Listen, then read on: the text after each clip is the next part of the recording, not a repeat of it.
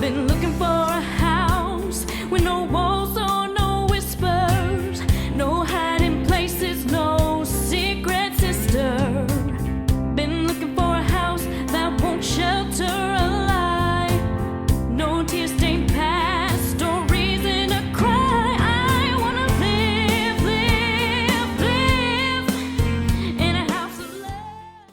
Welcome to EWE, Empowering Women Everywhere. I am your host, Nan Gill, and today our guest is Adria Goldman Gross of MedWise Advocacy. Hi, Adria. I'm so happy to be here. Thank you for inviting me. Well, thank you for joining us. And Adria's been doing amazing work with advocacy for people with insurance. And she's going to talk a little bit about the work that she does. So if people are having problems with medical bills, let's say they were denied, they're out of network, they're going nowheres, and very often there are overcharges also. Right. I've helped a lot of people, and in 3.5 years, I was up to $5 million in savings. Wow. And that I began in January of 2012. So this summer it was 5 million, and now I'm very close to 6 million. So it's been really amazing, and I'm honored to be able to help all these people. Right, so if someone has a situation where they're having difficulty in getting insurance for their medical situation, they should give you a call and you can let them know what options are available. Whenever someone calls me up, I always first talk about the case, and I get a feel of what the case is about. And from that, I tell the person whether or not I'll be able to help them.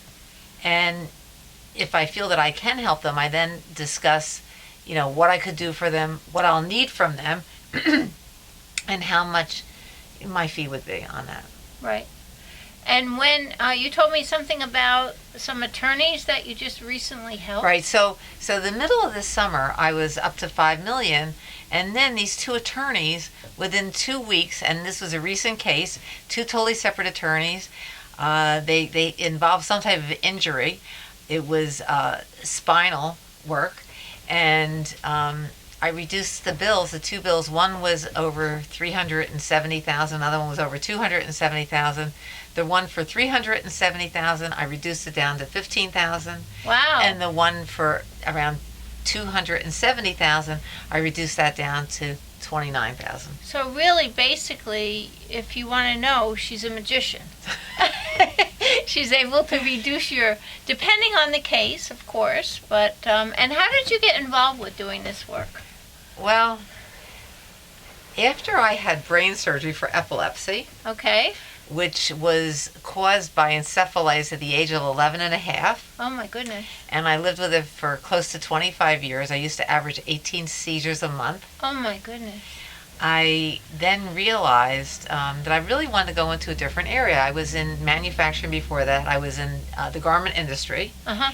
And I decided not to go back there, especially since most of the manufacturing was done overseas. So I decided to go into a different field, and I came in through the back door of an insurance company.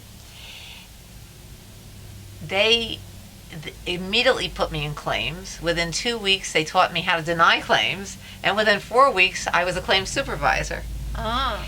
So I worked at that insurance company for a little over a year, and then the following, about 2 years, a year to 2 years later, they had relocated down to Virginia. And then I started working for another insurance company. And again, within a couple of weeks, they taught me how to deny. Mm-hmm. It's really a way for the insurance company to save money. Right. So I worked there for quite a few years. I was in... So you were actually employed and learned how to deny claims. Right.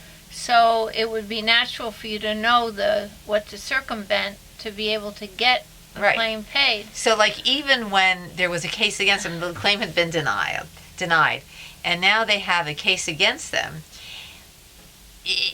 In situations, sometimes I would get a phone call from the CEO of the insurance company saying to me, Adria, pay this claim. Ah. And I learned how they were able to encourage, I should say, the insurance company not to deny it but to pay it. Okay. So I really learned the So you ins figured out why he was saying to pay this one and not that one. right. Okay. And I learned how people really went to the insurance companies asking for payment after denials. I realized that. I learned that, and now I use that for my business. To help. Right. To help people. To help people, right. Yep. Yep. So tell us some of the claims that you've taken care of. Can you not names or anything, but just specific situation? Well, the first case that I worked on, which was recently published in The Epic Times? the Epic Times. The case where I was recently published in the Epic Times, I realized while I was in the midst of opening up an insurance, when I was in the midst of opening up a MedWise billing. Right. What happened is after I had worked at the two insurance Right. companies, I briefly worked for an agency and took off 6 years to take care of my adopted children from Vietnam. Okay. But then I thought, okay, I want to open up a business. So I thought about opening up a billing business. Right. And I opened it up 9 years ago, MedWise Billing. But the gentleman who helped me through SCORE to open up the billing business came back to me a year after I opened the business, and he says, Adria, I need some help. He had a case where he was in a restaurant that was supposed to be handicap accessible, which it was not, and he fell off his wheelchair. Oh my goodness. And he wound up in the hospital twice. And he had a case against the restaurant because it said handicap accessible, which it was not. Right. So he said to me, Adria, see if you can help me with this. I have $108,000 worth of bills here. And I don't think that I really owe all this money. So when I combed through the bills, which was literally about 25 to 26 lines per page, and I must have had about 30 pages to work with. Right. It took me well over 40 hours, but I reduced that bill from $108,000 to $22,000. And when that happened, that was my clue. Right. That was Right. what hit it off. Right. that you wanted And the to- article in Epic Times, which we can talk about later, he's one of the people who they wrote about in the article. Right. Right. So that was my clue of what I can do to help other people. So I opened up the billing business, and then things were changing. I think when I met you, that's what you were doing. You were Right. doing billing. Right. So at one point, I had 4 clients. I was working with 4 different groups of providers. And with all the laws that have been changing, a lot of the doctors are now becoming they're becoming hospitalists, or they become part of these large groups of doctors. Right, yeah. And even in our area here, we have a group of over 300 doctors. Right. So that really put an end to my billing business. I still do billing for one provider, and I do a lot of credentialing for providers. But the majority of my business is the advocacy. So I'm thinking of another case. Now wait, you're a licensed you're No. a licensed insurance agent. Broker. I'm a licensed Broker. insurance broker and consultant. Okay. So I have the 2 different licenses through the state of New York. Right. And I think that what helps me is I have been in this industry now for over 25 years, and it's really helped me to understand what goes on both ends. Owning a billing business and see how the claims are submitted, Right. and the problems that the providers have, Mhm. which there's a lot of that because they get denied claims. Right. They get claims where the insurance company's not paying it. And then previously working for 2 insurance companies, working with claims for them, I really learned the ins and outs of the industry. Right. You And learned what you can what I you can do to ask help for others. and Right. what you can possibly get through. Right. So that's amazing. So from I'll- 108,000 to 22,000. Right. Then there was another case recently. I worked on this one. This is a very big case from last year. And it took many hours. It was involving one individual who had been in and out of hospitals. They only had travel insurance. They got travel insurance before they came to the United States. They couldn't purchase any other insurance when they came here.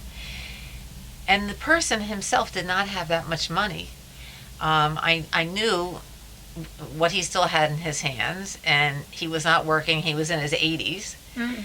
And what wound up happening is he had bills, they totaled about $228,000. And From what? it was $227,000. These were all these hospitals. 4 of them were major hospital bills. Right. And then, we had anesthesiologists and other types of care, blood work. It was a mix of all different types of providers. But what happened was, it was about 20 providers. I called each one of them, and I was able to reduce his bills from $227,000 down to $7,000. Oh my goodness. And then a family member of his came to me afterwards, and he had a bill for $32,000, which I was also able to get down to $0. Oh my goodness. Right. Okay. And that was a really interesting case. Here was a situation where Well, I hope I never need you. That would be good if I never needed you. But Right. if I did need you, I'd really need you. Right. So it's great. So anyway, I'm sorry to interrupt you. I was That's just okay. thinking about myself. Yeah, but I just want to say what happened in this situation is here was a doctor who knew he was out of network. Right. Okay. And the doctor says, "Oh, don't worry. This will work out. I'm going to have another doctor come in who has an agreement with your insurance company, and then I'll come in after he starts the surgery." So Oh my goodness. he comes in, he does the surgery, right? Yeah. And now he is not getting paid by my client's insurance company. Right. And this had been going on for a while. And I got in touch with the billing department who worked for this doctor. Right. And I said to him, "Okay, this is what I want you to do." I told him how to submit the bill. And so anyhow, he submitted the bill to the state. And the state says to him, "We're not going to accept that bill because you are not the patient." So I said, "Okay, let me see what I could do." Right. The same thing happened to me. The state is so overloaded now, Right. because the insurance companies are denying so many claims that when you go to the state, they only want to take the claims from the patient. What's going to happen if someone might be paralyzed, or you have an infant, or Yeah. people are just too busy? So luckily, with the help of my senator, my New York State senator, Right. I was able to work with the state on it. But long story short, the state went over it and they said, "Look, according to this policy, it says you cannot see an out-of-network provider." It was an HMO. Right. So they said, "We cannot turn this case." So I went back to the doctor, and I told the doctor, and not the billing company, because I was also dealing with the billing company the doctor hired. Right. I went back to the doctor and I said, "Look," I said, "this is what the response was, because you did surgery on someone who you were out of network with the insurance company." Right. So he was nice enough. He says, "Okay, Adria, who started the surgery?" And I told him. And then he says to me, "I will charge them nothing." Wow. See that? So that family alone, I saved them over $250,000. And I have to say, I'm honored to do this work. Yes. Yeah. Yes. So you decided that you were going to become involved with helping people, and I know that you worked for Douglas Winslow. I worked with Douglas. Yes, Douglas. to write this book, right? And you also have a quote on here from Ralph Nader. Ralph Nader, this is what he wrote on the book. "Who hasn't been bewildered and outraged by lengthy, inscrutable medical bills and the tricky ways of the health insurers? This book shows how commercial crime hunters, as when there is conscious overbilling or denial of claims, and tough negotiators go to work on those sellers who deceive, gouge, or deny your legitimate rights to honest, skillful, and prompt services. Learn what to watch out for in this volume by authors who know the inside ways of sellers who try to take you to the cleaners." Right, definitely. And in the next few weeks is going to be out. This is the international edition, Okay, and Doug Winslow Cooper was my co-writer on both books. right. And the new book the book that's coming out, the U.S. edition, is called "Solved: Curing Your Medical Insurance Problems." Cool.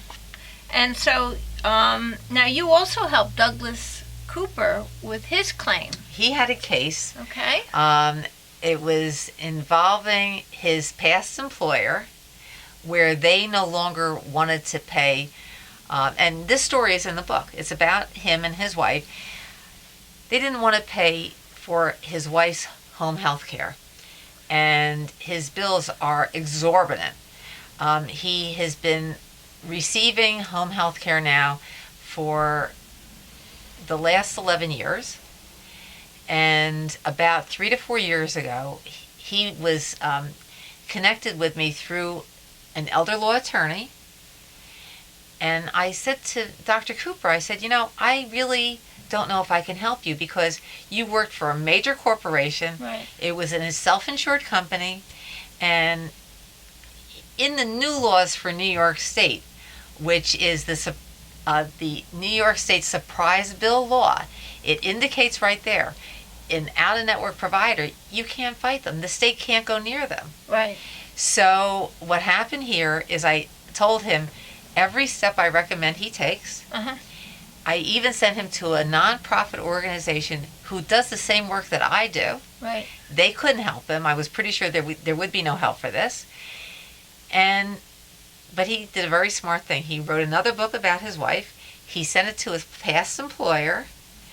And he also had it published in our local newspaper. The past employer then decided to continue paying the bills. And again, that was 3 to 4 years ago. And they are still, thank goodness, still paying his bills. Yeah, that's wonderful. Yeah. Yeah. There's so many cases I hear about where people are just overwhelmed. They work all their lives and they think that they're covered with medical insurance. And then when a disaster hits, it wipes the family out. I have a friend, a very dear friend of mine, who I visited 3 times when she was in the hospital. She was just in there recently. And she was in the hospital for about a week.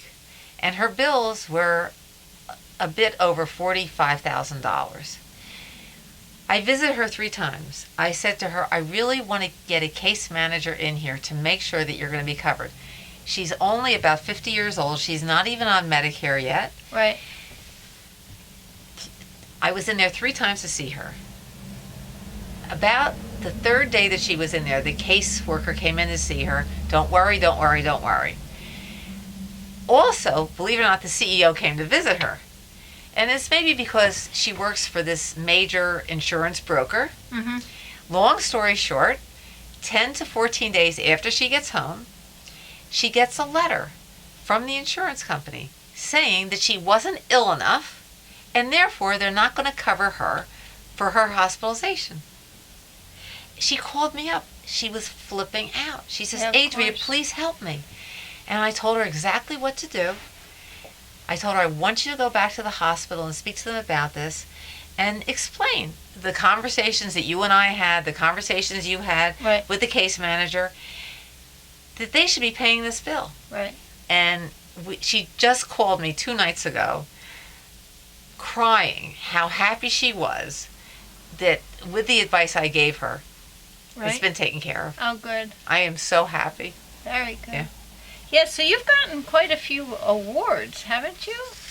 For Well- some of your work that you're doing? Well, yeah, it started out in 2008. I received the Insurance Professional of the Year Award from the Insurance Professionals of Orange County. Okay. And then in 2009, I was starting to open up MedWise billing, and I received the 2009 Leadership Orange Pinnacle Award. The 2009, the Pinnacle Leadership Orange Award. Wow. Very nice. And then in December of 2013, I received the WCBS Women's Achievement Award in New York City. And I was just amazingly honored that I would receive this award. Well, you've saved people so much money. Right. And worked to educating. I mean, you also, you work with attorneys. Right. You work with law guardians. You work with a lot of people, and you work with individuals if individuals have a problem. Right. And even some doctors who I've worked with, they've asked me to help. Like, they might have had a client where they thought that client was going to be covered, and now Right. they're not. And I'm amazed how wonderful some of these doctors are, where they care about even the finances of their patients. Right. And they've asked me to come in and help their patient Right. with their case. Good. Good. So, all right, and you got the Volunteer of the Year award for autism, I think. Right. I have to say 25% of the people who have autism have epilepsy. Yeah. Oh, so that's And I've been working, I have a dear friend whose son is now 20 years old, and for the last, I would say somewhere 12 to 15 years, I've been working with the autism group of Orange County. right. Every event that I'm available for, I'm there to help them. I volunteer as much as I can. I've brought my children into it. And when they recently had the move-a-thon, Right. I donated books and sold them and gave them the entire profit. Now that move-a-thon was just recent, right? Right. It was about 2 weeks ago. It was Columbus Day weekend. Yeah. Yeah. And you work actually with not-for-profit corporations. If they hold a book signing for you, you give them the profits of your books. Absolutely. And Right. if any of them want me to come speak, a long time ago I spoke in front of the Epilepsy Foundation of America, and I was honored to be there to talk about my past and how lucky I have been to have surgery for epilepsy and to be seizure free. Right. Now you have 2 books coming out. So this book, The Multi-Payer Medicine Nightmare Made in the USA,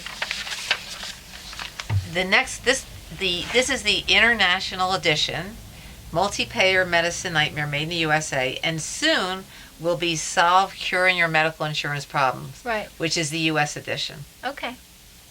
Okay, so this is more the international edition. Well, it's pretty much the same. The interior is almost exactly the same. What happened was when I spoke to Mr. Ralph Nader, he said, Adria, I would like to take this book, Right. Solve Curing Your Medical Insurance Problems, and have another book out, an international edition. The interior is almost exactly the same, but they're just 2 different book titles. Right. Okay. Cool. This gentleman from CBS filmed me last May Okay. or April, and they had me on CBS News in Albany. Uh-huh. So I spoke to him about inpatient, outpatient, under observation. Right. And because what's happening is someone could go in the hospital, and there are times where they're not told until either they leave the hospital or while they're in the hospital that they might be in there not as an inpatient but an outpatient under observation. Oh, okay. Now I thought, this has been going on for, I would say, at least 2 to 3 years. And I visited 4 hospitals twice. I was in New York State, and I was also in South Carolina. And I went back to them each time. And each time, there was one hospital here in Orange County that is letting the people know. I don't know if they're doing it with people who are not seniors, but they give them these papers to sign when they come in. And on one of the papers, it talks about you might be outpatient under observation. But imagine yourself. You're nauseous, you're dizzy, you're feeling miserable. Right. When you have those papers in front of you, and a lot of them are full-page papers, are you going to take 3 hours reading everything and making sure you understand it? And it's very hard for someone who's so ill, who can't understand what they're signing. So most people, when they go in the hospital, they just sign whatever's in front of them. Right. And that's what's on one of the papers. So I'm happy this hospital's informing them, but I don't think they're verbally telling people. And then, that's only one hospital out of 4 I visited. So a lot of them are not telling the people until later on in the process. And even when I mentioned earlier about my friend, she never found out anything until she came home Right. 10 to 14 days later and got and received this letter in the mail saying that you were not ill enough, so therefore you're not covered. Right.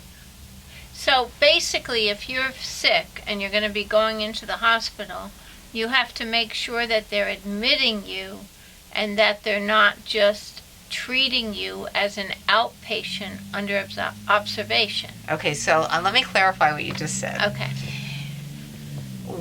I have a very dear friend who used to be a judge in New York City. I knew he was going into the hospital for knee surgery. And 2 weeks before he went in, I had dinner with him and his wife. And I said, I want you to be really cautious about what's going on with being a patient and inpatient and being outpatient under observation. And he said to me, Adria, I'm not worried at all. They said I'm going to be admitted. So, all right. He goes in on a Thursday. Friday evening or afternoon, his wife finds out that even though they didn't inform him ahead of time, and this was a hospital in New York City, they said to him, you're not an inpatient, you're outpatient under observation. And this was after he had the surgery, either Thursday afternoon or Friday morning.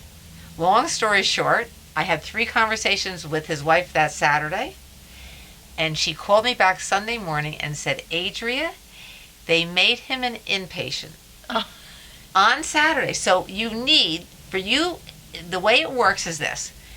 For you to be covered, because he had knee surgery and he knew he was going to have to go to a rehab or a nursing home afterwards. And they even made arrangements where he was going to go. But now, he wasn't going to be covered for it because she found out on Friday that he was an outpatient under observation. I told her all the steps I recommend she takes. She calls him back Sunday morning. She says, Adria, they made him an inpatient last night. Oh, wow. He's coming out on Monday. Saturday, Sunday, he was coming out on Saturday, Sunday, Monday. He was coming out on Tuesday. He had his 3 midnights in, and therefore he was going to be covered for the hospitalization. Wow. Because what's happening now is when you are an outpatient under observation, and if you have Medicare, they don't cover you for Part A, which is the hospitalization and the medication while you're in the hospital. They'll cover you for Part B, which might be the blood work that was done or pathology or if you had an x-ray, but they're not going to cover you for the hospitalization and the medication while you're in the hospital. That doesn't seem reasonable to me. I mean, how can they admit you to the hospital, admit you, right, and then tell you that you're really not? Right, and so a lot of people, I mean, look, this just happened recently. This happened less than a year ago with my friend in New York. They didn't tell him until that Friday night or that Friday afternoon, and he was in there on Thursday. Yeah. You know, and luckily he found out then, because there have been situations, and I have referred these situations out to major newspaper publishers. It just happened recently. Right. Where one of my attorneys, who I also deal with, the person wasn't told until she was in the nursing home that she wasn't covered. Holy mackerel. Okay, and then they were able to reduce the bills down, but I even tell attorneys. I tell just individuals, because they might have a family member who's going in the hospital. Right. You have to make sure that that person is an inpatient, not an outpatient under observation. So even for you to be covered, even if you're not going into a nursing home or rehab, for you to be covered for the room and board at the hospital and the medication, you have to have 2 midnights as an inpatient. And midnights means you have to be there at midnight, 12 o'clock midnight. You have to be there before then to be considered, and you have to be admitted to be considered to be an inpatient. So before midnight, admitted, that would be your first midnight. Then the following midnight, you have to be in there. And then you should be covered for the hospitalization, the medication, but you need 3 midnights to go into a rehab or nursing home. And where can we find you? www.medicalinsuranceadvocacy.com. It will take you right to my website. Okay, very good. Thank you so much for having me. Well, thank you for the work that you do. Thank you. It's a pleasure.